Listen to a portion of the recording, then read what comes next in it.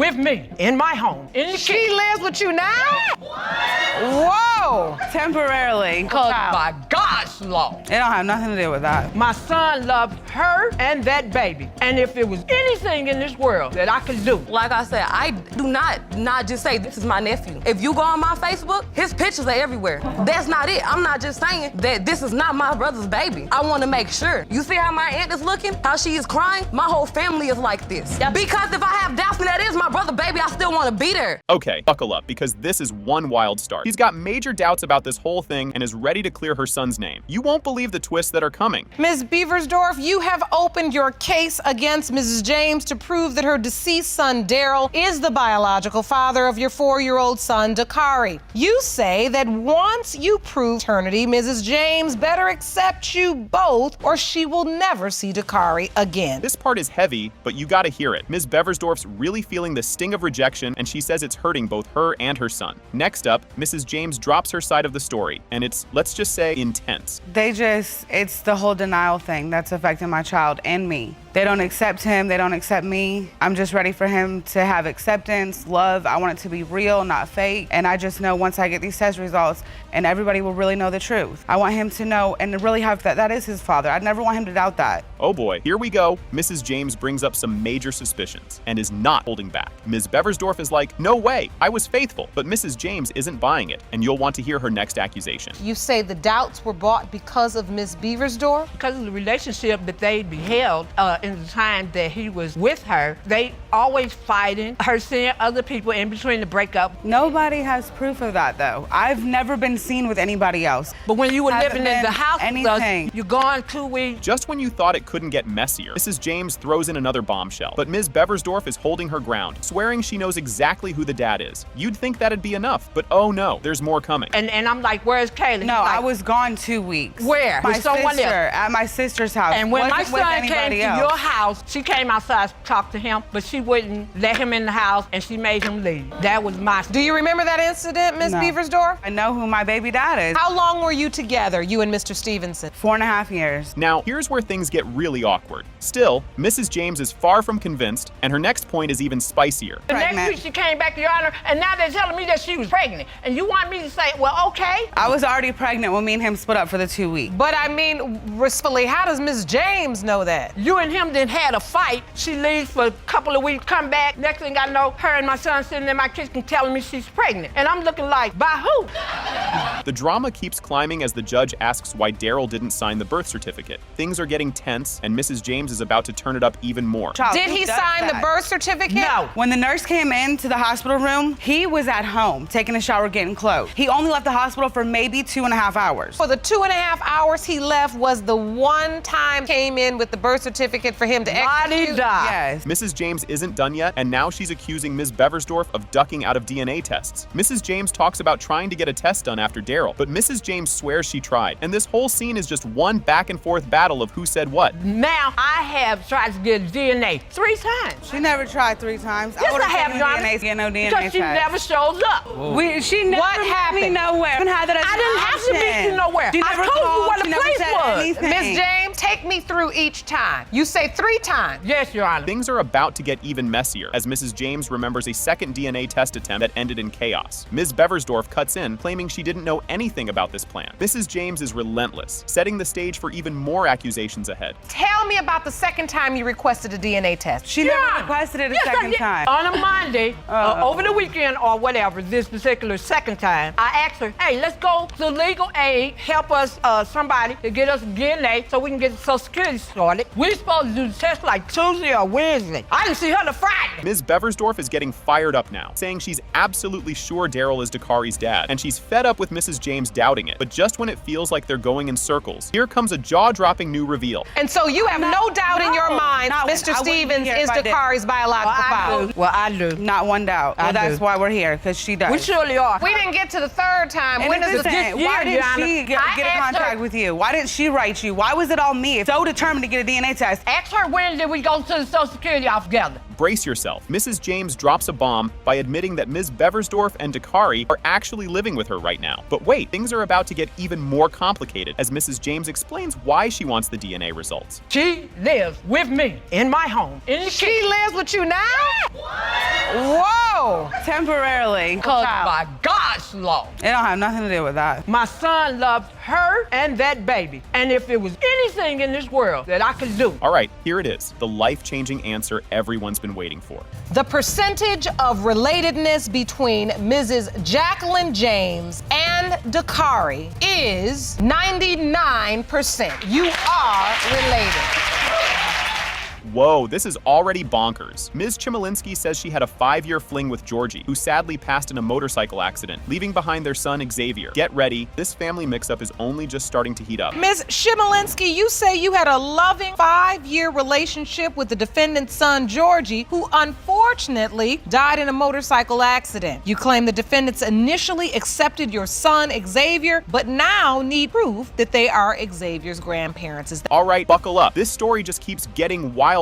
When Judge Lake asks about her connection to the defendants, Ms. Chmielewski says her son needs family because he already calls Georgie's mom Nana. Things are starting to get seriously tense, and you can feel the awkwardness in the room. My son needs his family. He calls her Nana, and she's been in his life. We need answers. He has nobody. Okay, let's keep it real, please. Take me to the day you found out Georgie passed. I was devastated, heartbroken, confused. But why? I just making me understand one thing. This part is totally eyebrow-raising. Mr. Long straight up says he doesn't believe this whole 5-year relationship thing and claims he's never even seen her at their house. Trust me, this story just keeps getting more tangled and confusing. 5-year relationship. Why don't I know about you? Never heard of her. I've never seen you at my house. Did you ever ask What a Georgie girlfriend. why you haven't introduced me Yeah, to but your no- parents? No, because we were just friends. It was like a sexual friendship that we had for. So I've how known did Georgie you for find 5 out years. he was him passed having a away? girlfriend? I know his Yeah, no girlfriend. matter who we were with, we still had sexual relations. You think this can't get crazier? Think again. Mrs. Brown says that 2 years later, a friend told them Xavier might be Georgie's kid, so she finally decided to dig into it. The crowd is definitely on edge, wondering where this is all going next. What had happened was she says that this baby's Georgie's.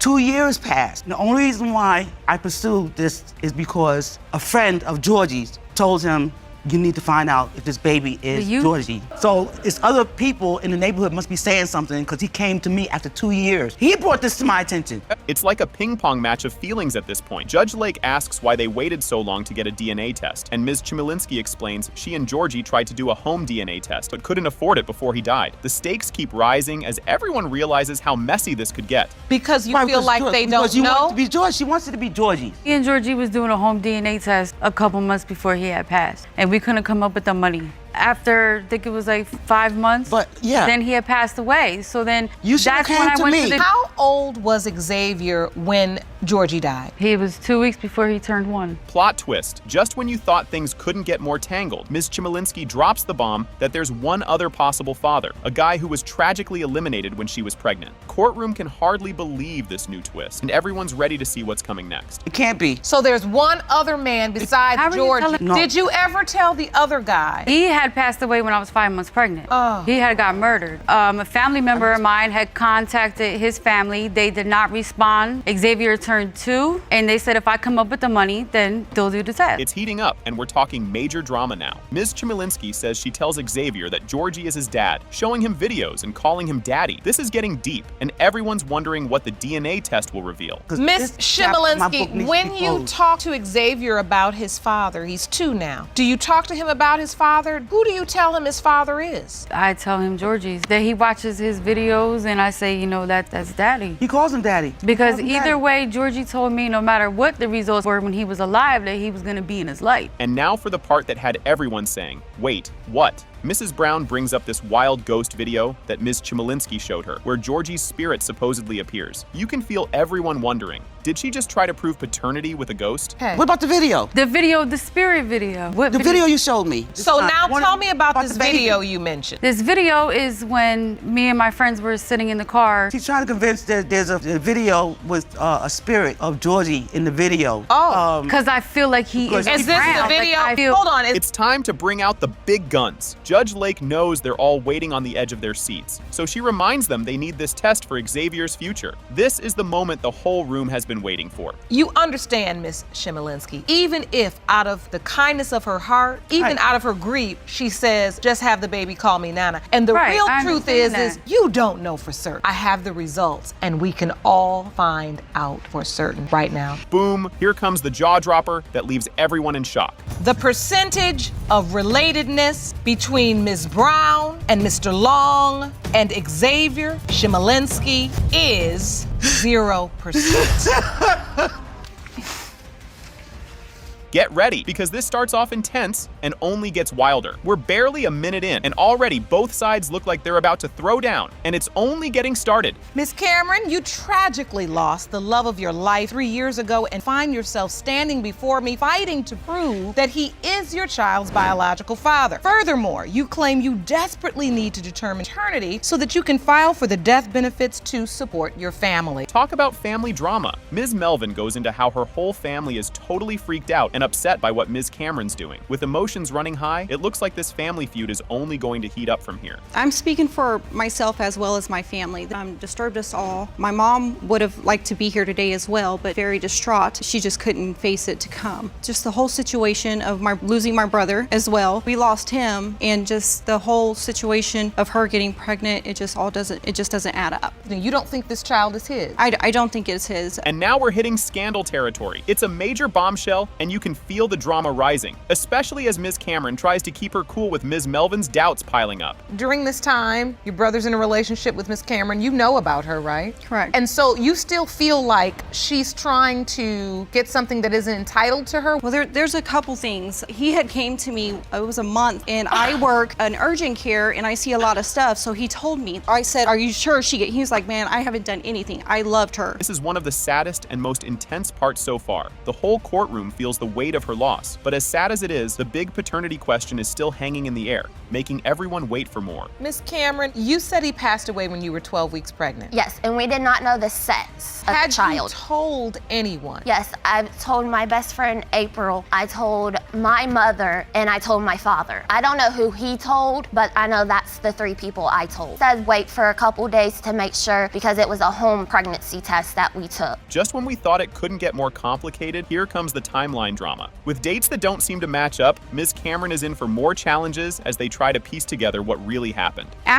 So she's pregnant. I was taking her to her appointments, and I brought a calendar to show you some things from when we went to the appointment on June 28th. So from June 28th, with her due date of her supposed to be getting pregnant, this would have been when she got pregnant, and my brother was not even around because me going to an appointment with her and you went to the doctor with her on June 28th. Yes, and the doctor said she's 6 months pregnant. Yes. Things take a wild twist with this sign from beyond moment. It's a surprising, heartfelt moment, but Ms. Melvin isn't impressed, and it's clear she's still ready to throw down with more skepticism. I have an ultrasound picture right here. I know this might sound crazy, but I posted it on Facebook. Okay, this is his face, like we're looking at each other. If you look in the eye, that is Jackie. Look at that bald-headed, and look at the bald-headed in the eyeball. And actually, there's another face right here that looks how fat Jackie's face was. Cue another shocker, the mom's statement. Ms. Melvin brings in a signed note from her mom claiming she saw Ms. Cameron sneaking into a car with another guy before she got pregnant. With family members coming out with more accusations, the paternity mystery is only getting more tangled. There was a time which I have a signed statement from my mom, because they live next door to each other, like creeping around the corner to get to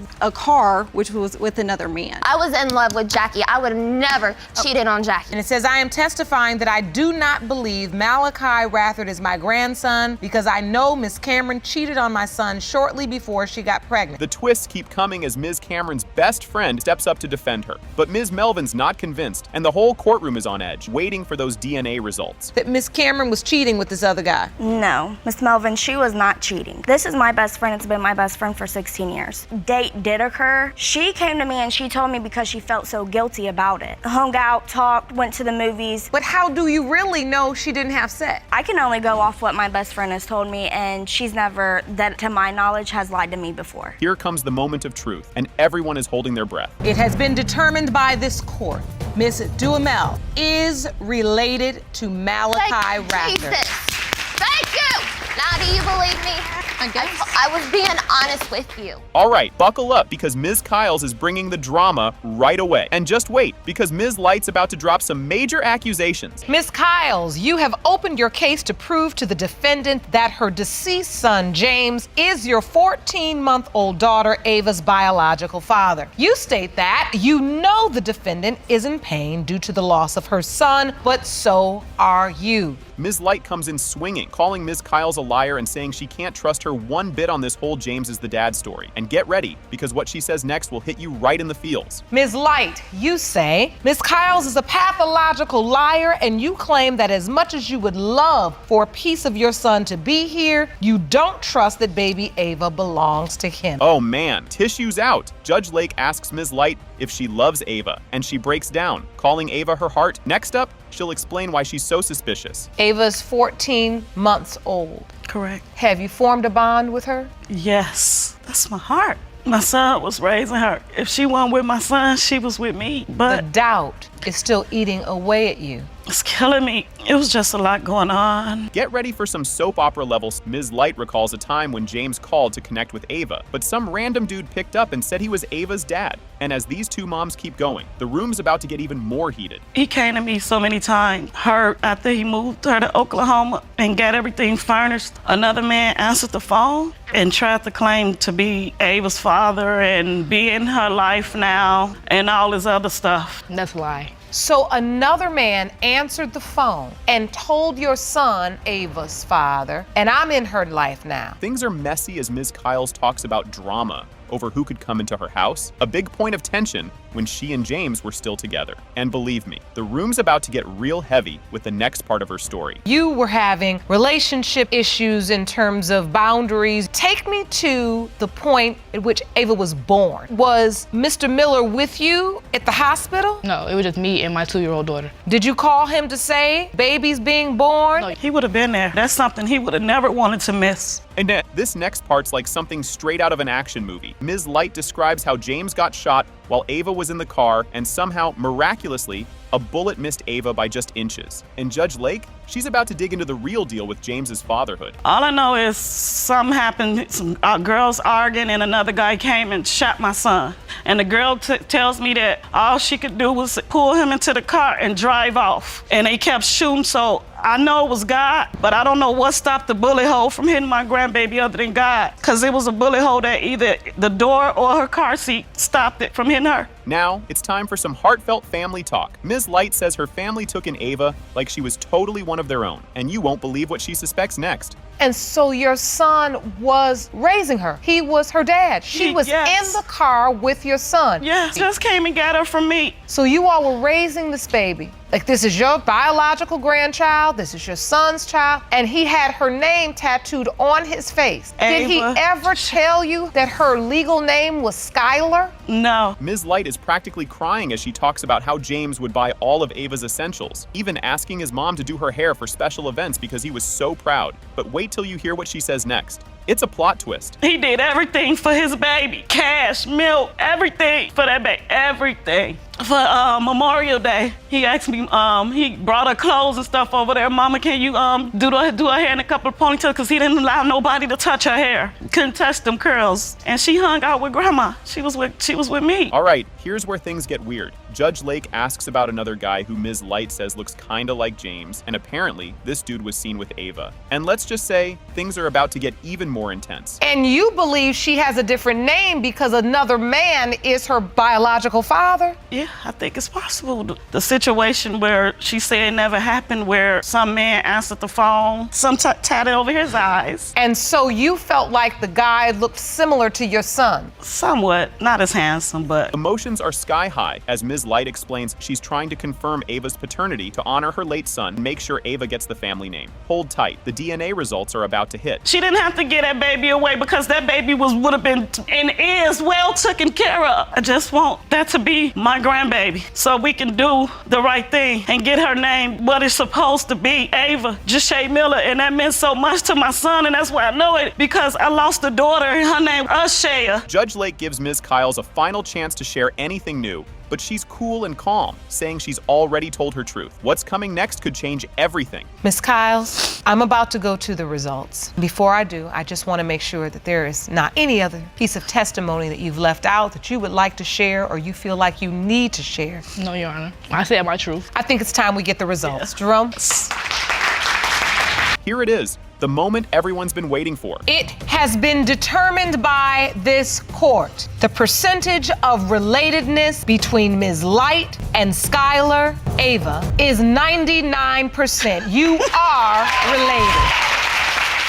You wouldn't believe this one, folks. It's like a soap opera right from the start. The audience is locked in, and you know things are about to get messy with both sides ready to rumble. Ms. Mayo, you're here today because you filed a paternity suit against Mr. Brown, who you claim is your 2-month-old fraternal twins, Chloe and Carter's biological fathers. You say when today's results prove your case, you want him to pay you $1,000 for half of the child rearing expenses. Yes, Your Honor. This backstory is bonkers. How did they get here? Mr. Brown says he hasn't paid a single dime because he doesn't think he's the dad, claiming she trapped him, whatever that means. This was no ordinary friendship, and with every new detail, it just gets crazier. Mr. Brown, is that true? Yes, Your Honor. Why is that? Because I don't believe they my children. I don't know why you feel like that, and you know they're yours. For one, I feel like she trapped me. I never trapped. How did I trap him? I didn't want to have no child with you. So I wish I would have never got pregnant. Why was you messing with me from the beginning? Why was you messing with me from the beginning? Because at first we was friends. Why you putting on the show? Before any of this happened, we was friends. Here's where the story goes off the rails a little more.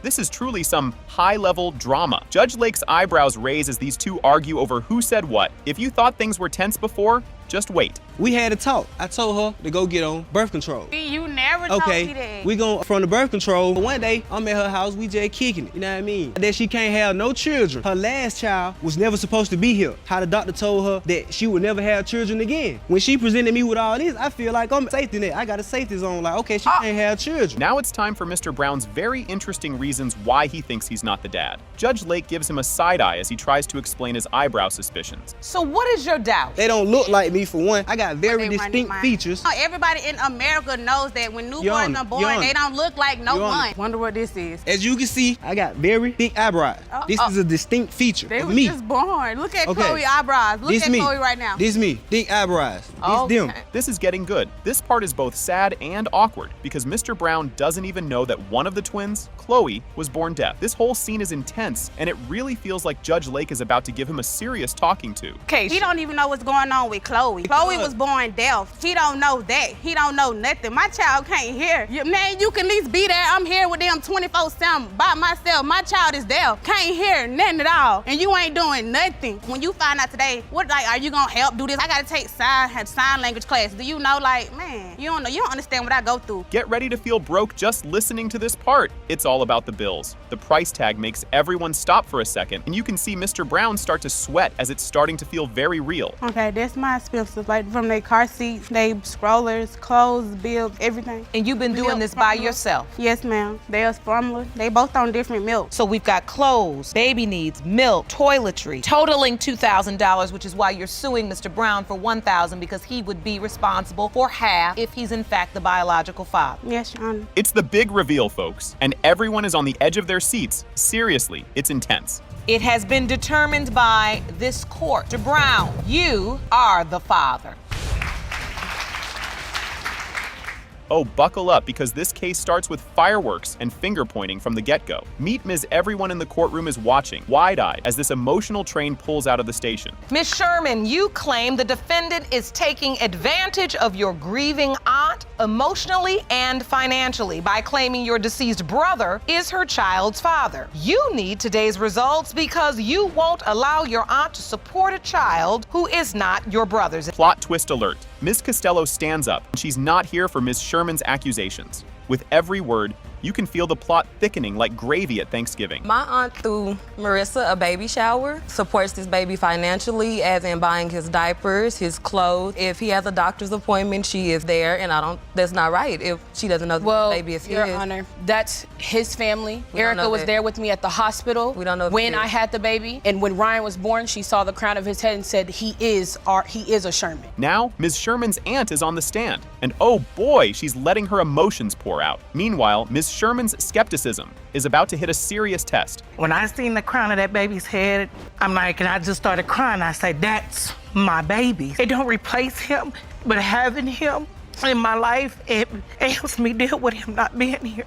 I need him to be Ryan's, because I can't say what will happen if it comes back that he's not, because that baby means so much to me. Ms. Sherman's doubt is no joke. It's like she's building a wall, one doubt at a time, while the room waits to see who will break first. For one, Your Honor, my brother told me that he doubted the baby because he wasn't for sure if Marissa was actually pregnant, and then he wasn't for sure if the baby was his. I'm not saying even that this is not my brother's baby. I love him, but I'm not finna get attached to a baby if I don't know, because I can't do that for me. I can't sit here and be like, that's a part of my brother, and then it end up not. But when we were in college, Your Honor, they were both unfaithful. If you thought things were messy before, wait until you hear about Ms. Costello's love life with Ryan. It's a tangled web of love, hurt, and mistrust, and every detail adds another puzzle piece that makes everyone squint just a little harder at this story. I found out I was pregnant in the middle of March. At that point in time, I contacted Ryan and I told him, hey, you know, I think I'm pregnant. And at that point in time, he was like, well, is this my kid? It was a slap in the face because I know he had room for doubt, because when we broke up in the beginning of January, I started to talk to somebody else. He started to talk to somebody else. After me and the other guy had intercourse with each other. Tensions are sky high as Ms. Sherman gets feisty with Ms. Costello over her dating history. It's a ping pong of accusations until Judge Lake steps in with a cool it, ladies, and shifts the focus back to the facts. You just said you were sleeping with somebody else. I know, but at the same time, I knew for the fact Ryan was the very last person that I slept with. I never said Ryan was a saint. Y'all was both sleeping with other people. How you got no doubt you were sleeping with somebody else the next week? You look at my son and you look at Ryan Jr., resemblance. When you look at Ryan Jr.'s baby pictures and you look at my son, he doesn't look like my brother. With emotions in the danger zone, Judge Lake takes the reins. This calculator just added a whole new layer of maybe to the mix. The tension is now so thick, you could spread it on toast. So the best way to figure this out, to go to my conception calculator. Baby Ryan's birthday is October 27, 2017. I put that birth date in, October 27, 2017, and press calculate. Calculates the window of conception as February 1st to February 5th, and the date of intercourse between January 29th and February 5th. If you were hoping things would calm down, nope. Ms. Sherman and Ms. Costello are practically nose to nose, clashing over who has the right to claim this child. But let's be real, the emotions are on full display, and everyone in the room can feel it. Like I said, I do not just say this is my nephew. If you go on my Facebook, his pictures are everywhere. That's not it. I'm not just saying that this is not my brother's baby. I want to make sure. You see how my aunt is looking? How she is crying? My whole family is like this. Yep. Because if I have doubts that that is my brother baby, I still want to be there. Now, it's Ms. Sherman's aunt's time to shine, and she drops a little bombshell of her own. With every word, her belief in this bond grows stronger, and the drama in the room only deepens. After my nephew died, and she was honest with me because she know me. I don't pick sides, and baby girl just tell me the truth. I know exactly when she said she had sex with Ryan. Then she told me she had sex with Ryan. She had sex with the boy at the beginning of January. Used her was she had a period in January, but didn't have a period in February. So she was confused. Ms. Sherman is now wrestling with the possibility that her brother may not be this child's father. It's a gut-wrenching moment, and her raw emotions are setting the stage for what's coming. And now, the big moment. Unfortunately, Ryan passed away before baby Ryan was born. Yes. Have you even considered that if this baby is not your biological family member, what will you do? Honestly, I don't know. I have a bond with that baby. The DNA test results are in, and bam! It has been determined by this court. The percentage of relatedness between Ms. Nalencia Sherman and Ryan Costello Sherman is 97.8%. You are related. Yes! After she got pregnant, a letter she sent them. Wait a minute. I sent the guy a letter telling him that I was pregnant, letting him know what was going on. This is exactly why young people don't have no business making babies. You can't even tell the story to make no sense. He was telling people I was just getting fat. He was like, she just eats a lot of fast food. Everybody was rubbing, my friends were rubbing my stomach. I'm showing ultrasounds to people. He's like, don't believe her, she's just fat. I'm going into labor. He's like, no, you're not. What kind of denial is this? Mr. Lee, you taking denial too far. Exactly. Things kick off with some serious drama right from the start. Both sides are revved up and ready for a showdown, and you can just tell it's about to get messy. Mr. Portis, you and your mother have petitioned the court for a DNA test because you are certain you are not the father of the defendant's daughter, Ava. Say your life has been ruined and need today's paternity results to set the record straight. Here's where it gets even weirder with court dates and missed tests all over the place. Judge Lake breaks it down, letting them know that by not showing up, he automatically became the dad. Talk about drama. This started about 2 years ago. I started paying child support, $75 for this baby, and I never knew if she was mine or not. We never took a DNA test. You paying child support for this baby? Yes, thousands of dollars. But you say you've never had a DNA test. No. And that's because you had a court date. And he missed. He missed the court date. So you were named the father by default. Yes. Yep. This is when the tea gets spilled and everyone starts pointing fingers about secret relationships. You can feel the trust issues growing, and we're just getting started. We started talking first and then eventually started dating. It happened fast. At what point did you find out you were pregnant? A few months later. But when she got pregnant, we stopped talking. So like, after the fact that she got pregnant, she had hit me up and was like, hey, I'm pregnant. We were definitely together. I called you after I got the text. No, we weren't, because I found out that she had another boyfriend. Okay. Oh boy, now there's a mystery letter to her ex. Mr. Portis says Ms. Middlebrooks sent a letter to her ex telling him she was pregnant, which makes the timeline even messier. With all this back and forth, we're on the edge of our seats, waiting to see where it leads next. How did you know that? Because of, after she got pregnant, a letter she sent them. Wait a minute. I sent the guy a letter telling him that I was pregnant, letting him know what was going on. This is exactly why young people don't have no business making babies.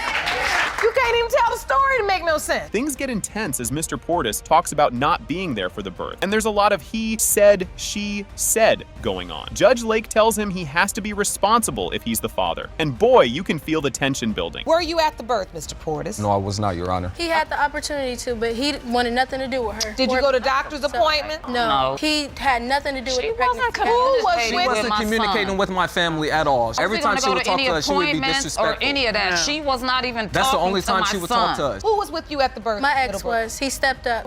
Now comes a plot twist. The ex was there the whole time. Ms. Middlebrooks explains her ex was super supportive and was there for Ava's birth, pretty much stepping into the dad role. It's only heating up, and we're not sure who's gonna end up stepping up here. Oh wait, But she wasn't messing with the ex, though. Yes. When I had her, yes, he was there. So he was away, and then by the time you had the baby, he was home. Yes. But you gave And my you son say he opportunity. stepped up. Yes. What? Son wanted nothing to He do was with me or holding the her pregnancy. and all that. You do not know. You're not your son. I I'm wasn't not in your communicating business, with you. but I'm I'm communicating his with your mom. son. I'm his mom, though. You not being truthful. The family feud kicks into high gear, with both sides going back and forth. You can tell everyone's wound up, and we're all wondering if they'll be able to hold it together. Middlebrooks, Disrespectful. I realize that you may not agree with Miss Trent, but you have to understand that when you are dealing with someone who's your elder, right or wrong, just keep your mouth shut. That doesn't get her. Hold on.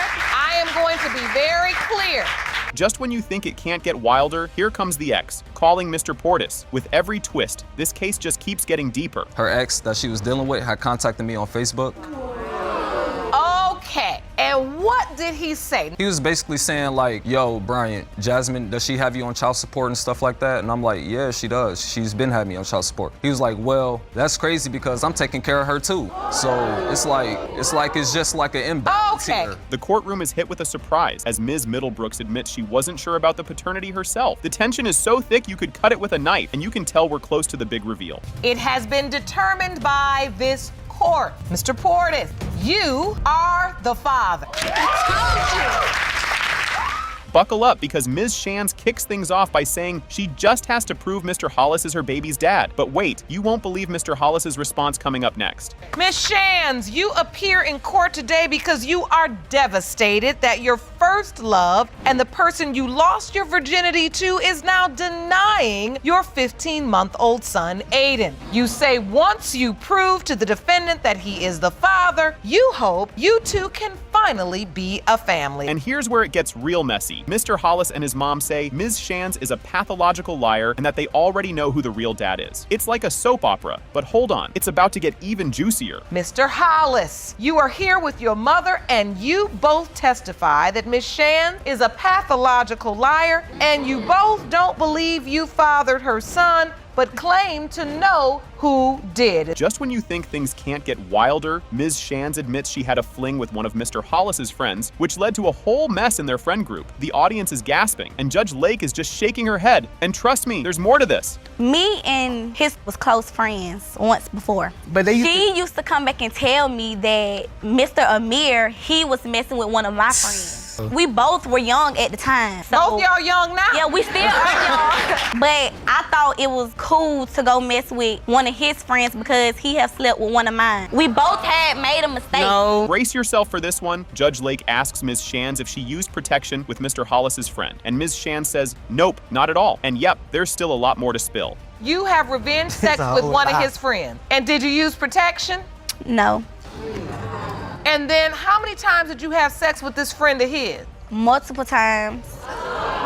But were you also still being intimate with Mr. Hollis? We had broke up. When me and his friend had an affair, we wasn't together. We was not together at all. An affair. And then it gets even trickier as Ms. Shire's about finding out she was pregnant and how she first told Mr. Hollis's friend, not Mr. Hollis. The lack of communication just adds to the mistrust. But trust me, the surprises aren't over yet. So you find out you're 5 months pregnant. What happens? Who do you tell? Well, first I told his friend because that's the person I was going with at the time. We ended up going out. When she was going with my friend, she was still sneaking around with me anyway because I felt like he did it to me, so y'all together, I'm finna go and do what I gotta do. Yeah. Things get awkwardly dramatic here. Only Mr. Hollis's friend was at the birth, and Mr. Hollis didn't even know she was having the baby. The misunderstandings keep stacking up, but believe me, this story's got even more layers. When you give birth, who was with you? The friend was with me when Aiden was born, in the hospital, in labor. Sent my mom there because I knew there was a possibility that my son could be the dad as well. He favored my son when he was born.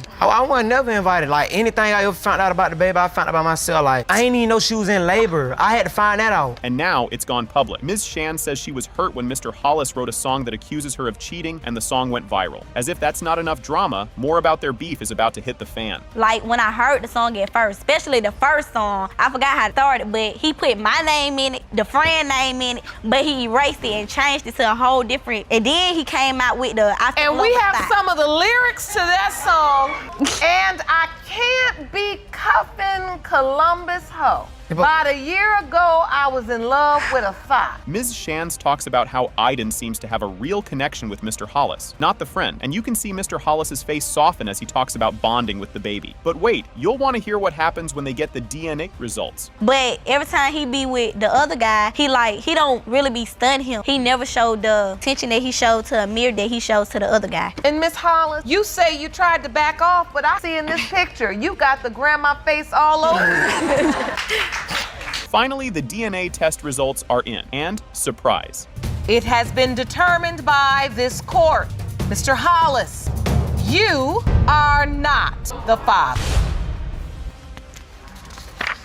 From the start, you can tell this is about to be wild. Ms. Brewington steps up, saying Mr. Lee is definitely her son Giovanni's dad, and is dodging paternity just to skip out on child support. This is just the beginning, and things are about to get way more heated. Ms. Brewington, you are here to prove your 3-year-old son Giovanni is Mr. Lee's biological child, and you claim Mr. Lee has been a father to your son since the day he was born and is denying paternity because he wants to avoid paying child support. Ms. Brewington is 1,000% sure that Mr. Lee is the dad. No doubts, no questions. She didn't expect any drama when she got pregnant, but Mr. Lee's got a different story, and he's about to let it fly. So, Ms. Brewington, you claim you are 100% certain that Mr. Lee is the father. I am without a doubt 100% certain that he is my son's father. Not only was I only sleeping with him, we were actually working on our relationship. So when I found out I was pregnant, I didn't think it was gonna be a shock or a surprise or anything like that. You won't believe this level of denial. Mr. Lee says they weren't even cool like that when Giovanni was conceived. Judge Lake looks at him like, really? In the same bed, same house, but nothing happened? But Brewington isn't buying his story, and she's ready to prove him wrong. At the time that Gio was conceived, we were not having no type of intercourse. We were not cool at the moment. Your Honor, I was living with him. We were living in the same household, in the same bed. Were you living in the same house? Around the time, yes. But you weren't together? Exactly. So were you sharing a bed? Yes, ma'am. And fluid. No.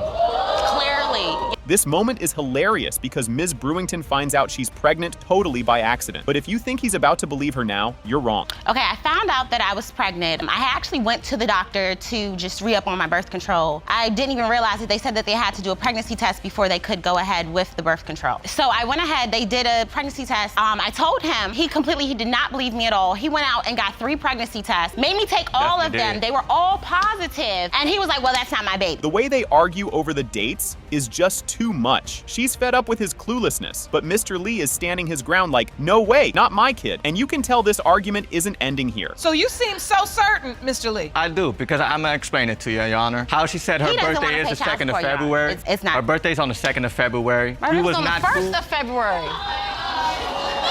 My birthday is on the, how you gonna tell me what day I was born? I was born on the 1st of February. He said it's 2nd. Yeah, look, it's close. It gets even crazier. Ms. Brewington says Mr. Lee wouldn't believe she was pregnant and told everyone she was just getting chubby. But of course, Mr. Lee has another excuse up his sleeve. He was telling people I was just getting fat. He was like, she just eats a lot of fast food. Everybody was rubbing, my friends were rubbing my stomach. I'm showing ultrasounds to people. He's like, don't believe her, she's just fat. I'm going into labor. He's like, no, you're not. What kind of denial is this? Mr. Lee, you taking denial too far. Exactly. Just when you think he's out of reasons, here comes Mr. Lee acting interested the second he finds out it's a boy. But trust me, his next excuse is even wilder. As soon as he found out that my son was a boy, he's like, oh, that's my boy. I love him. That's my son. I need to be there. Was Mr. Lee there? He came after I had given birth because he had work. But he showed right up. He actually didn't even, they asked about the birth certificate and everything. He signed the birth certificate. He named my son. Like, no, I'm not letting you give my son no dumb name. This next part takes a real twist when Mr. Lee says Ms. Brewington's friend told him she knew the real dad, which got him doubting even more. At this point, this story couldn't get any messier, or could it? One of her friends, a good friend of her, actually told me that I wasn't the father. She told me that she knows who's the father. My friend told him that because she wanted to sleep with him. I'm still talking. I actually caught them sleeping together. What? This is the part where Ms. Brewington tries to prove things by showing baby pictures to compare Mr. Lee and Giovanni. But everyone's just waiting to see if the DNA will tell the real story. So you're saying this is a picture of Giovanni on the left, and this is Mr. Lee as a child on the right? Yes. And you say you see a definite resemblance between them two, yes. They're light skinned. You really don't believe he's yours now that he's here in the world? No. I don't really see too much of me. Maybe, yeah, like I said, we got curls, but... It's nuts to see Mr. Lee admit he's been around as Giovanni's dad, paying child support, all while saying the kid isn't his. The DNA test results are about to bring everything out into the open. You're obviously responsible as it relates to child support because you signed the birth certificate. I'm always there. I've never not been there. So he calls me daddy. Calls you daddy. Yes. Yes. With all of that, yes, you still don't believe he's your biological son? No. Your Honor, that is his baby. And I can't wait, because the devil is a liar and this is Lucifer, so stop. No. Well, you might be the devil then. This is the big shocker. It has been determined by this court. Mr. Lee, you are not the father. Told y'all. Hold up. I already knew it. I told you. Here we go. Buckle up because this case is wild from the get-go. This intro sets up what's about to be a bumpy ride, so stay tuned. Ms. Hooker, you are here with your mother because you say the defendant's son, Mr. Abraham, fathered your 10-month-old daughter, Kanaya. You say that Ms. Baker and her family's denial of this child has caused you pain, and you are here for an apology and to prove her son is the father. Oh boy, here come the doubts, and Ms. Baker is not holding back. And trust me, things are only heating up from here. Ms. Baker, you and your daughter are here today to represent your son, Mr. Abraham, because tragically, he was killed 3 months after the birth of this child. You say that before his death, your son expressed great doubt that he was the father of Ms. Hooker's baby, and you are here to put the lies to rest. Ms. Hooker's got feelings, and she is laying them all out for the court. She also points out that her baby looks just like Keyshawn, so what's the issue? Emotions are running high, and you can bet there's more drama on the way. I'm just sad sometimes. I try to deal with it now. Like, I really don't care no more. Like, that's how I feel. I don't care anymore. I don't care who feel nothing about my baby. I don't care. It just seemed like everybody else looking upside my head like I'm an animal. Like, every time I'm sitting down doing something, they looking at me like I'm just outcast of the group. She looked like me, so why's the problem? That's why I just say I don't care about nothing. This is where things get real serious, and honestly, a little sad. But don't get too comfortable because we're diving right back into the mess. My son was on vacation, and we kept hearing that Denia was pregnant, but then when we finally found out for sure, he told me, he said he wasn't the only boy that had messed with Denia. And he made me promise that we was gonna get a blood test, and things didn't go the way we thought they were gonna go. And get ready for Miss Hooker's turn to clap back at those rumors. Just when you think it might calm down, the tension spikes again. You know, 'cause that's why it's funny, because how can somebody tell me who I was sleeping with? Nobody in the room was in the room with me when I was sleeping with somebody. Keyshawn only denied the baby when him and my daughter was arguing. Other than that, I have pictures with him laying on her get mad at what he tell his mother or nothing like that. He held the baby, kissed the baby, and loved the baby. We just need to get the results for Miss Carolyn. Ms. Baker wants to clear her name, but you can still feel the tension brewing. But it doesn't look like the back and forth is ending anytime soon. I'm not trying to do anything against anybody to make her feel bad. I ain't never been denying them. We never had a problem. She come stay the night when she feel like it, her and the baby. Everything. They was just with me at my birthday dinner. Even though my son telling me I have never did or said anything to make her feel no bad. Now we're talking about an obituary feud. Yep, you read that right. It's a serious hit to their relationship, and the room just gets tenser. One of my family members was in the obituary, but my baby one. Y'all can keep my family member out the obituary. Okay. She said one of her family members was in the obituary. But there was no mention of Kanaya. Was this intentional, Miss Baker, Miss Bland? Was this something that... Like this, Judge. She went and finished up without me. Kanaya did get left out. So did my grandmother, and so did one of my sisters. All right, here it is, the big DNA reveal we've all been waiting for, and it's a bombshell. It has been determined by this court. The percentage of relatedness between Ms. Baker, Mr. Abraham, and Kanaya Abraham is 0%. This is why right here. Ms. Baker, are you all right? Right from the jump, things are totally bonkers. This little detail throws everyone for a loop and gets Judge Lake and the whole audience sucked in. And trust me, it's about to get a whole lot weirder. 2 brothers could be the father. 2 brothers with the same name could be the biological father. This is a lot. It is.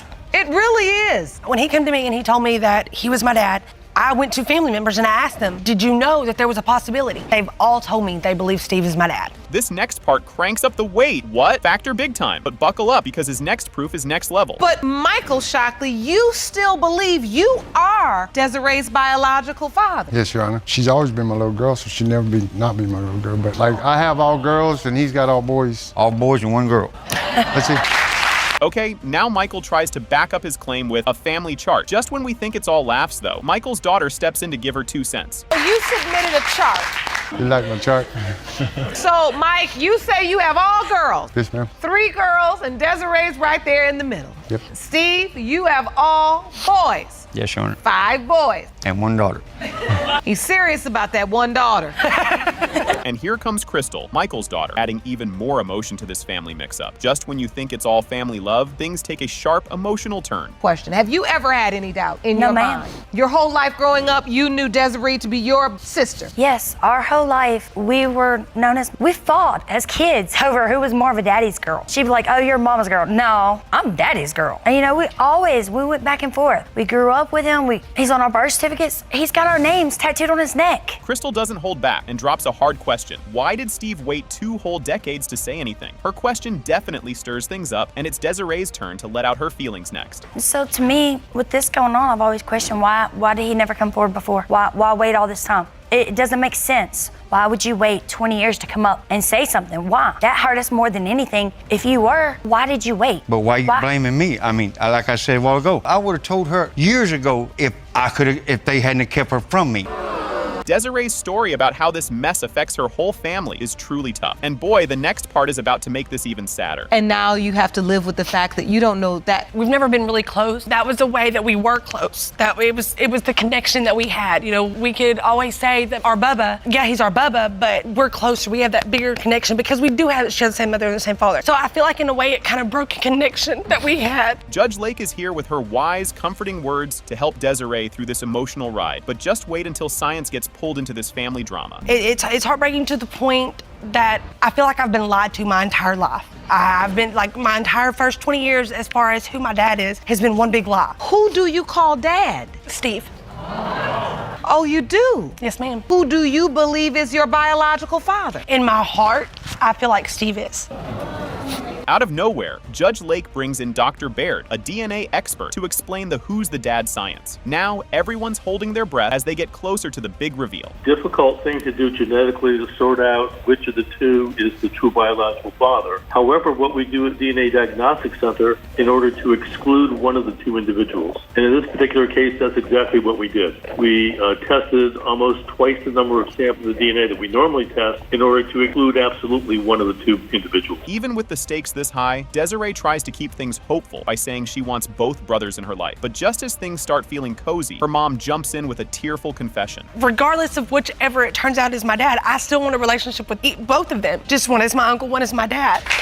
And you deserve that. Yes, ma'am. Mr. Shockley, Steve Shockley, if the results show you are not her biological father, will you regret ever mentioning this to her? No, Your Honor. Desiree's mom, Ms. Grove, comes in with a teary apology that makes everything feel 10 times more emotional. And now, the moment we've all been waiting for is finally here. I can't explain it. I wouldn't like to be her dad because they've always had such a strong bond. You know, her growing up, you know, I can't change the past. I'm sorry for a lot of things, but in my heart, I feel like Mike is her dad. I just want Desiree to get the answers that she needs. I'm glad, because I want you to get the answers you need. Everyone holds their breath as Judge Lake reveals the DNA results, and the room is totally silent. It has been determined by this court. The biological father is Mr. Steve Shockley. Yes! Baby.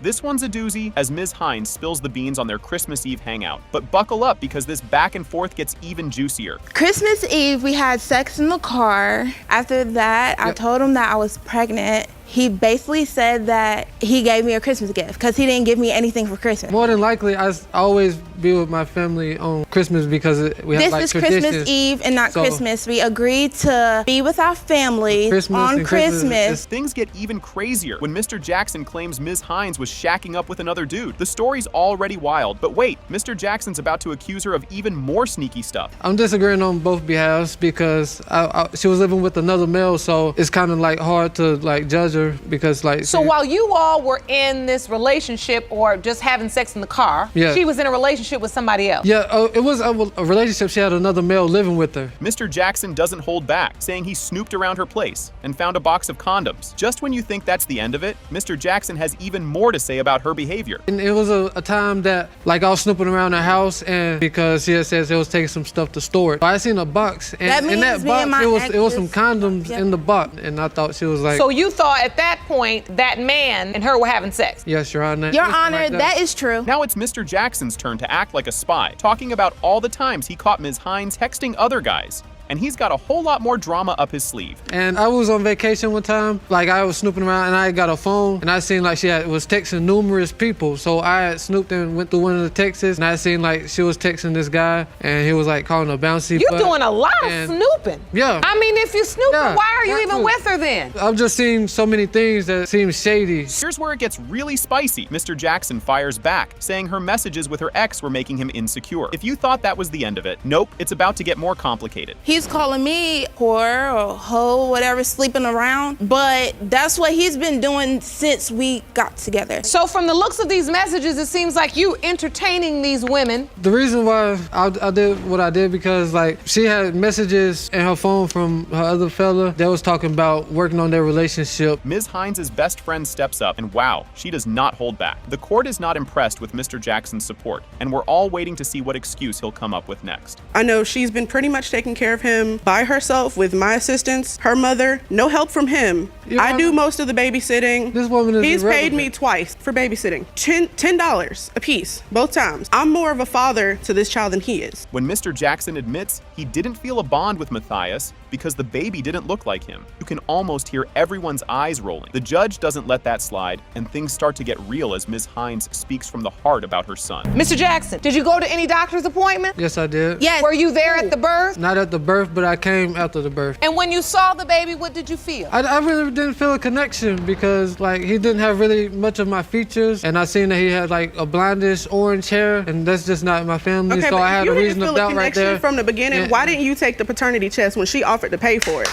Ms. Hines gets emotional as she explains that Matthias deserves to know his family, especially since he doesn't have other boys in his life. This tugs at the court's heartstrings, but before anyone can get too sappy, the judge turns to Mr. Jackson for his big response. My son needs a father. He needs to know who his people is, where he comes from. It ain't just me. Like, we have no boys in our family. Like, he got little cousins he could play with. Like, after today, he still don't have to be in his son's life. It's fine, but I need him to know and his people able to realize that you do have a son. Judge Lake asks Mr. Jackson what he'd do if Matthias turns out to be his son, and Mr. Jackson hesitates, saying he'd want to be involved if he is the dad. It's a big moment, but with the DNA test right around the corner, things are about to get intense. If, in fact, Matthias is found to be your biological child. My intention is I would love to have a son because I have a daughter already. I don't really get to spend much time with her, and because she's out of the city, so, and like at least try to make things work out with Rachel. But these accusations and the things that I've seen in the past was holding me back. This is the bombshell moment. It has been determined by this court. Mr. Jackson, you are Matthias's father. Okay. At least, like, if I can get a hug. First of all, why would I have sex while my daughter was in the ride with me? The chair moves. Come on. I'm not that dumb. Yeah, let me get my point straight. Then why did my 7-year-old daughter come tell me straight to my face that you're jumping up and down some dude's lap? I was told that her ex was in the bed. While you're out fishing? Yes. Who told you that? A family member. How would they know who I had in my bed? They seen him. Yeah, coming out of the house because you and him are friends, and you know That's not her. everything. That's not You him. know that he was at my house, It is even not when you him. were I'm there not talking too. about him. She gave me, actually I have a list of men. It's about 6 or 7 guys.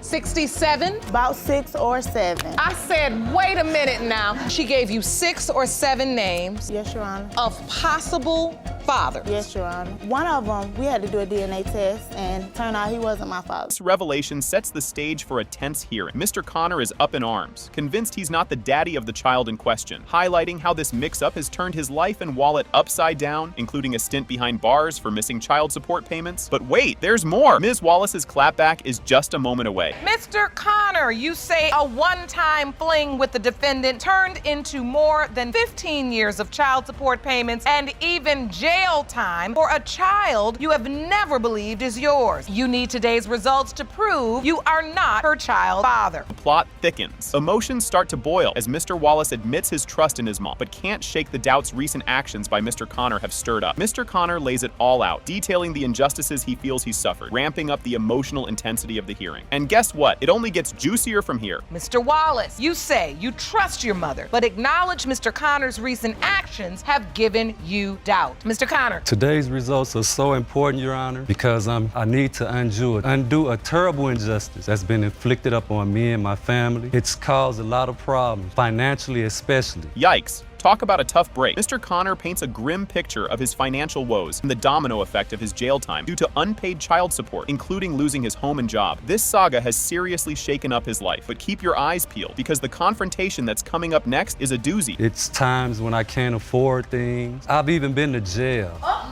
2005, November the 5th until January 2006. There was no home for me to go to. I lost my car, I lost my job. I was 36 years old. I had to start all over. It's making my character look real bad, Your Honor. Know for a fact that she know he's not mine. Fasten your seatbelts. It's getting bumpy. A fiery exchange erupts where Ms. Wallace accuses Mr. Connor of trying to dodge child support while he vehemently denies being the father. The courtroom is charged with emotional accusations and finger-pointing about responsibilities and past actions. And trust me, the tension is far from over. Your Honor, he just wants off child support. For one, it was more than just a one-night fling. You know Jeffrey isn't my child, and I have you on Facebook.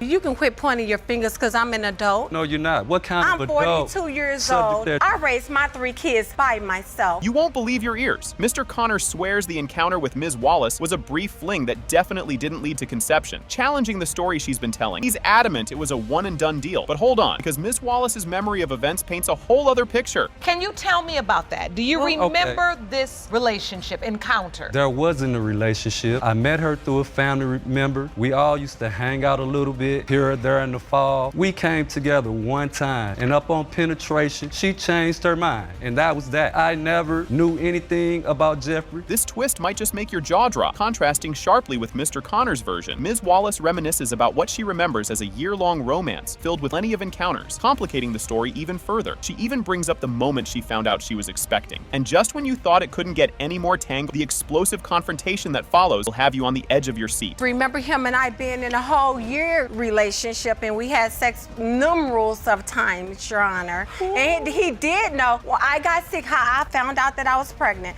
I got sick. My mom taking me to my doctor's appointment, and that's when I found out I was 2 months pregnant. I called you and I told told you. Back then we had pagers. Shut your lying butt up. The drama doesn't stop. As the hearing unfolds, we dive into the nitty-gritty of Mr. Connor's sparse interactions with Jeffrey and the ongoing squabbles over paternity and child support. This segment lays bare the complex personal and legal entanglements involved. Keep watching, because the bombshell verdict up next will have you saying, no way. And you agree to that, Miss Wallace? Yes, ma'am. That Yes, happened. Your Honor. And Yes. during the time from 3 to 4 months, 5 years old, did you all ever have conversations about Jeffrey at all? Yes, me and her had a He couple told of me that he wanted to be in his son's life. I told him I did not want to be in a relationship with him. You know, You're a professional liar.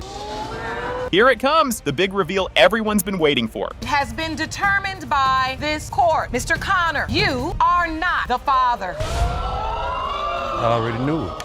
Judge Lake dives into the drama, chatting up Ms. Brown, who's suing her mama for a cool $2,200 because, get this, she doesn't know who her daddy is. The courts sniffed around and found a dude who might be Pops. And now, they're all about figuring out if they should send him for a paternity test. Ms. Brown, you're here today suing your mother for $2,200 for emotional distress. You say she's caused you by not knowing who your biological father is. Yes, now, the Mom. court has located one possible father and must determine if there is enough evidence to order a paternity test. Ms. Brown spills it all about taking her mom to court, saying it stings less than her wonky childhood. She throws some serious shade at her mom for playing peekaboo, basically never being around and keeping Dad's identity a big ol' secret despite her constant nagging. So, Ms. Brown, how does it feel to be suing your mother? Not as bad as it felt growing up. My mom she wasn't there as much as she should have been there. I asked her on several occasions, do you know who my father could be? My mama just said, I don't know. Every time I asked, it was, I don't know. She gave me, actually, I have a list of men. It's about 6 or 7 guys. Ms. Brown brings out a list, yeah, a literal list of 6 or 7 potential daddies. Plot twist, one guy already flunked the dad test, DNA test, that is. They're zeroing in on Mr. Clifton Smith, who's also in the courtroom, sweating bullets probably because he hasn't been tested yet. She gave you 6 or 7 names of possible fathers. Yes, Your Honor. Are they ranked in order of probability? No, ma'am, they're not, Your Honor. One of them, we had to do a DNA test. Turned out he wasn't my father. And is he listed on this? Yes, ma'am. Which one is he? He's the first one. The man in the Navy, Lee. Yes, Your Honor. Not the father, proven by a DNA test. Shantia lays it all out about how rough her life's been, from bouncing around foster homes to quitting school to nurse her sick grandma. This whole not knowing dad business really did a number on her. I was in and out of foster care on 3 different occasions. Foster care wasn't so good, you know. I had 4 brothers and a sister. I didn't know where they were. They got split up too. My grandmother got us back. She got sick. I missed 3 months of school. I was in alternative school. I got kicked out because my grandma got sick and I had to take care of her. Mom, Yolinda Overstreet, hits back with some real talk about her struggles with the mom gig. She admits she was pretty much winging it, overwhelmed by raising 6 kids and just not nailing it. Miss Brown Overstreet, how does it feel to hear your daughter speak with such pain in her heart? I feel like my daughter hates me because of the fact that I wasn't always there and I didn't have a handbook on how to be a parent. I had my kids young and it was 6, I have 6 of them. So it wasn't like it was just one child. I had a hard time trying to be a mother. I didn't know how to raise my kids, and when I lost custody of them, I tried my best to get them back. He waltzes into the courtroom and shares a wild first encounter with Ms. Brown, thinking she might be his daughter and all that jazz. Despite the mix-up, he's all heart, hoping he's the dad. We go back a long time. So when I called her, she was like that she was trying to find the father of our daughter. I said, wouldn't it be funny if I was the father? And she was like, oh yeah, I forgot all about you. So when I pulled up, I get out the car and my cousin pointed her out. So I was looking at her. So she came up and I said something to her first and she was smiling at me like I was trying to flirt with her or something. So I'm like, oh, whoa, hold up here. I might be your father. You busy trying to flirt with me. Mr. Smith tells a tale of a gnarly injury that had doctors saying he might never be a dad. So the plot thickens with whether this guy could even be the father. The court calls in a doc to drop some science on us. Okay, my reason is when I was 10 years old, I hurt myself really bad. Well, I was folding it back into a couch. My underwear got hooked on a spring and I yanked it, but it went in a lot more of my underwear and just ripped everything open. Oh, goodness. That was the problem. It was horrible. So I didn't remember even having sex with him. So it wasn't my fault that I didn't remember. He probably remembered it, but I didn't remember it. Dr. Gator, cool as a cucumber, explains how Mr. Smith might still shoot and score as a dad despite his earlier mishap, thanks to how nature works. Looks like the court's all set to make Mr. Smith take the big daddy test. It's absolutely possible, in my opinion, for Mr. Smith or someone with a testicular injury such as him to father a child. On average, a man releases anywhere between 50 million and 1 billion sperm at a time. So based on the numbers, it's definitely possible for someone with a testicular injury to still father a child as long as the swimmers are normal and healthy. DNA results are in, and guess what? It has been determined by this court, Mr. Smith, you are not Shantia's father. I'm sorry.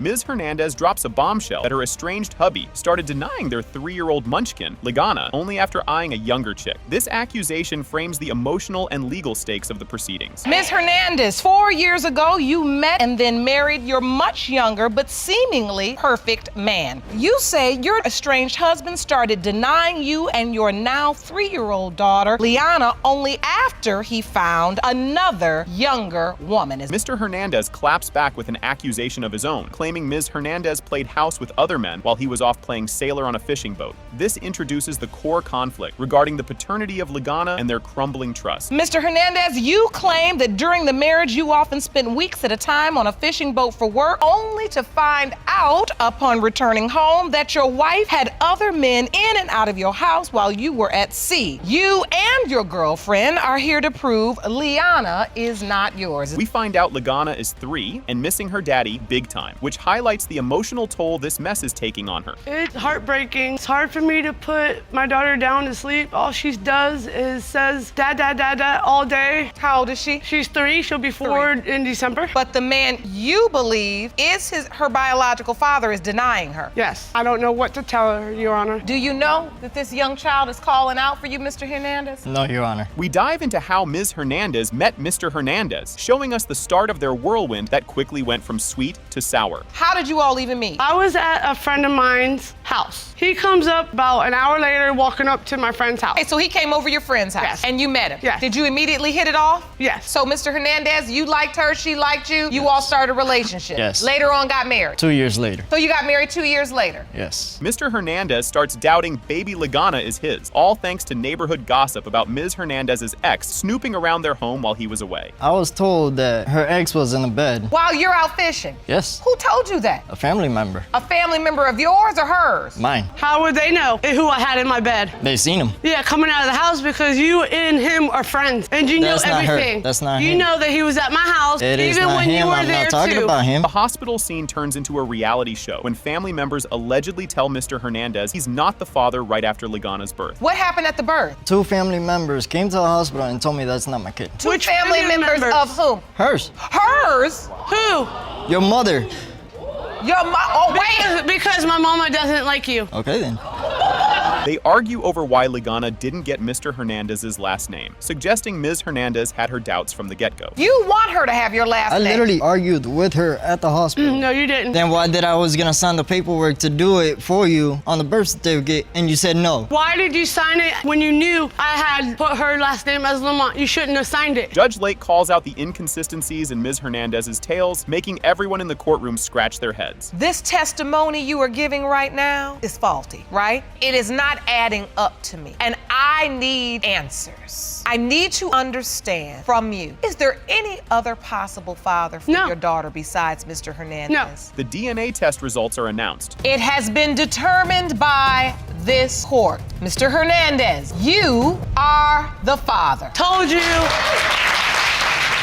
Buckle up, folks. Mr. Nicholas kicks things off with a bombshell, doubting he's the dad to little Naomi and Nathaniel because, well, Mrs. Nicholas has been a bit too social. He lays it all out, accusing her of sneaky shenanigans with just about everyone, from strangers to his office buddies. The crowd's gasping like they're watching a soap opera, and you can almost hear the popcorn crunching. Wait till you hear what's next. It's a doozy. You have brought your wife to court today. You claim you cannot be the father of 4-year-old Naomi because your wife is a habitual cheater and she cannot be trusted. You say you have shocking evidence of your wife's outrageous sexual infidelity, including encounters with strangers in public places. You're not gonna believe this one. Mrs. Nicholas steps up, admits she goofed big time, but hey, she's seen the light, found religion, and is ready to turn over a new leaf. She's all about proving Mr. Nicholas is the daddy and fixing this hot mess of a marriage. Her plea has the courtroom holding their breath, wondering what's next. Hold on to your seats because this ride's just getting started.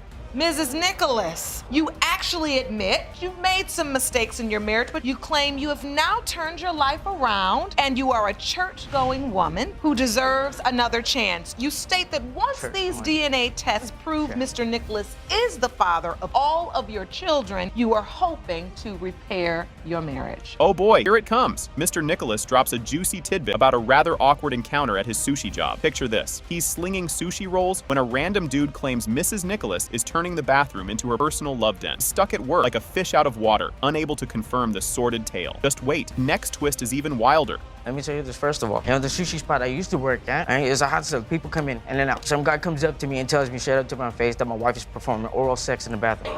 Yeah. Wait a minute, you're at work, the sushi restaurant, and a guy just comes up to you. And tells me that she's performing oral sex in the bathroom. Hold up, rewind. During your shift, and then you did what? I continued working. What am I supposed to do? I couldn't leave my job. Talk about awkward. Mr. Nicholas tells a tale taller than a roller coaster about his wife supposedly getting frisky on a theme park ride while their kiddo was right there. Mrs. Nicholas calls bull, arguing who in their right mind would pull such a stunt with a kid tagging along. The plot thickens, and you just can't make this stuff up. Up next, it's more he said. She said with an extra helping of scandal. She went into the Transformer rides with my 7-year-old daughter. Tell you that straight up. Tells me straight to my face that my wife was having sex in the ride. First of all, why would I have sex while my daughter was in the ride with me? And the chair moves. Come on. I'm not that dumb. Yeah, let me get my point straight. Then why did my 7-year-old daughter come tell me straight to my face that you're jumping up and down some dude's lap? Here we go again. Mr. Nicholas isn't done yet. He's got more dirt. This time he's dishing about his wife and his pizza place manager hooking up more than just pies behind his back. Mrs. Nicholas admits she was looking for a slice of attention he couldn't serve up. But don't go anywhere, because there's more saucy secrets coming up. For example, the pizza joint I used to work at. She was having an affair with my manager. Oh, yes. I'm being honest with you. Yes, I did have an affair. On top of that, every time I try to talk to you, you're just not there for me. Yeah, just because he's been buying you diapers, all that. Diapers? Yeah, every time I ask you, you just take off. You spend your money on something else. That's what you do. And then yeah, because I'm stressed out because of you. ask his co-worker to get you some diapers. Grab your popcorn. This is getting good. Mr. Nicholas, deep in thought, wonders aloud if chatting up another lady about his woes counts as stepping out. The judge lays down the law. Yep, that's emotional cheating, buddy. Mrs. Nicholas owns up to her past flings, hoping to clear the air. You think this is juicy? Just wait till the next part. Can I ask you one question? Is it cheating if I were to go kick it with another female and just talk to her about my problem? Is that considered There's cheating? emotional cheating too, Mr. Nicholas. I know I've been with other guys, but I'm sorry. Yeah, I know I messed up in the past. That's past. Okay, can you please just explain to me what about the dude you slept with that looks dead on just like me? Oh, I meant that one. Oh, it just keeps getting not better. Get ready for a curveball. The spotlight shifts back to the kids. Mrs. Nicholas is dead set on proving these munchkins look just like Mr. Nicholas, hoping it'll squash his doubts once and for all. The tension's through the roof as they duke it out with words, each hoping to clinch the win in this paternity puzzle. Fasten your seatbelts. We're about to dive into the results. Do the DNA and prove him wrong, because I'm getting tired of him saying that, oh, they're not my kids. Come on, they just look like you. But so does the other guy you slept with. Do you understand why he potentially, maybe, could have some doubt? Because I cheated on him, but all the time when I was the kids don't look like me though. They look like me, that's why. Come on now. No, there's got to be a part of it where the kids got to look like me. And here's the tearjerker finale. It has been determined, Mr. Nicholas, that you are his father. Exactly, I told you. God.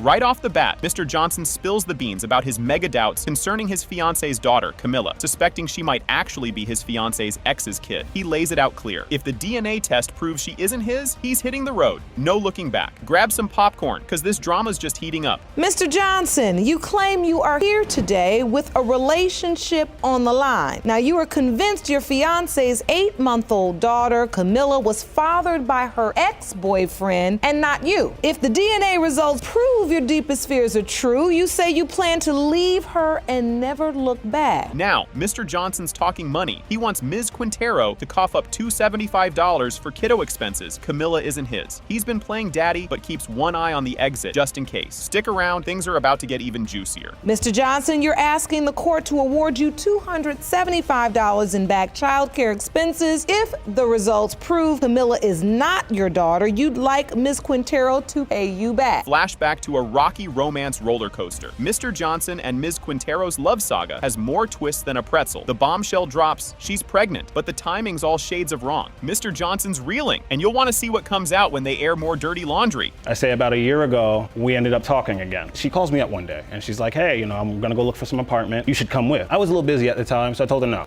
I got stuff to do, I can't do it. I called her back later and she never picked up. She calls me up on the phone and like, hey, I'm pregnant. I was at my brother's house, we were having a little get together, we're drinking, just having fun. I tell her right away, hey, I gotta call you back. Court turns into a soap opera as both admit they weren't just playing house with each other during baby making season. Mr. Johnson whips out a calendar, trying to prove he might not be the dad based on the X-File timelines. Buckle up, the next revelations are gonna be wild. So during the window of conception, did you have sex with Mr. Johnson and your ex? Yeah. Mr. Johnson, when was your daughter born? My daughter was born November 6, 2013. What are you holding? I just had this calendar. It just states when Cammie was born. The 2 months at the top is midway when me and Maria started talking in March, and February was the month when she was with her ex. Workplace chit-chat turns Mr. Johnson's doubts into a full-blown conspiracy theory about Camilla's real dad. He's thinking of ditching the engagement if the kid ain't his. This roller coaster's got a few more loops. Watch how they handle the next curve. I'm at work and I have people coming up to me like, hey, your girlfriend was with this guy at this time. What do people at work know about your business? I publicly display my daughter, and everybody in our community pretty much knows Maria was with that other guy a long time. But I was with him for 3 years and never got pregnant. Yeah, but it doesn't mean it can't it's just happen. like the time I get with him for about 2 to 3 weeks, I get pregnant, but yet me and you. Ms. Quintero throws a curveball, accusing Mr. Johnson of only playing the not my kid card when he gets caught flirting. She's calling him out, saying he's got a convenient case of daddy doubt. The tension's thick. You won't want to miss what's tossed out next. So usually he denies her when we're arguing. That's what I feel like. When we're arguing about him talking to other girls, so are you trying to just push it on me like, oh, she might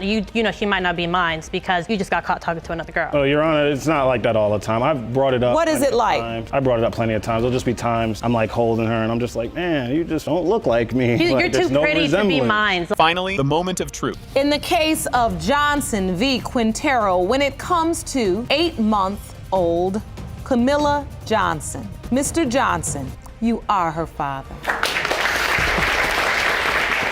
Ms. Webster steps up and drops a bombshell. She thinks Mr. Ware might actually be her dad. Talk about awkward family dinners. She's all in, hoping today's DNA results will spill the tea. Brace yourself because this family tree is about to get shaken up. Ms. Webster, you recently learned shocking news that Myron Smith, the man you believe to be your dad and who paid child support for you, may not be your biological father. Now you've dragged the defendant, Mr. Ware, to paternity court to prove that he is your father and claim today's results will prove your case. Ms. Webster gets suspicious thanks to some side comments and a few too many family resemblances. Maybe genetics do tell the truth? This revelation has her rethinking her whole life story, and just wait till you hear what she finds out next. This is gold. Your Honor, I worked in a beauty salon with some of his relatives. They always kind of had something against me. I heard a relative say that that's not none of your father. I started questioning. I asked my mom, I talked to Mr. Smith, like, why are they saying that I'm not a part of their family? He said, you will always be my daughter. I believe in my heart that you are, and no matter what, you'll always be my daughter. The plot thickens when Ms. Webster discovers she and the man who's supposed to be her dad don't even share the same blood type. Science comes into play, throwing a wrench into everything she knew. Buckle up, because the roller coaster is just taking off. I still had doubts. I was a blood donor. We talked about blood types, and I know that the mother and the father of the child will have one or the other. Me and Mr. Smith don't have the same blood type. I was in question again. I'm very curious. I was with my cousin, Miss Smith, and she said, I really believe in my heart that Mr. Ware is your father. You chuckle like him. She said, if I close my eyes and you both chuckle, you wouldn't know the difference. Here comes a curveball. Ms. Webster finds her supposed dad's family all over her baby book. If that doesn't scream family secrets, I don't know what does. The courtroom's about to get rocked with this one. There was an address. They had the relatives of Mr. Ware. Yes, Your Honor. Have signed into your baby book when you were born. So, Mr. Ware, you knew of this young woman. Yes, I did. But you do not believe you're her biological father. No, I do not. Because at the time when her mom and I were dating, she was in between two cities, Louisville, Kentucky, and Dayton, Ohio. Fasten your seatbelts. Ms. Webster goes to church, praying for divine signs about her daddy dilemma, and bam, Mr. Ware pops up right behind her. If that's not a sign, I don't know what is. This moment is packed with emotions, and it's not even the finale. We went to visit him at his church. I knew who he was, but he didn't know who I was. And knowing who my father is one of them. And I came to the Lord. I went to the altar. They had altar call, and I went up and I just prayed that God give me a sign to reveal. So I'm praying and I'm nervous, but I just felt this energy. And when they asked for the prayer warriors to come out, when I got up, Mr. Ware was standing right behind me. Mr. Smith steps into the courtroom, adding more spice to this paternity stew. He's been writing checks for child support, but doubts linger. Truth is just a DNA test away. Get ready for the big reveal. You have been paying child support. Yes, I have. But you don't believe you're her biological father. No, I don't. Miss Webster was born September the 17th, which means that she had to be conceived either late December or January.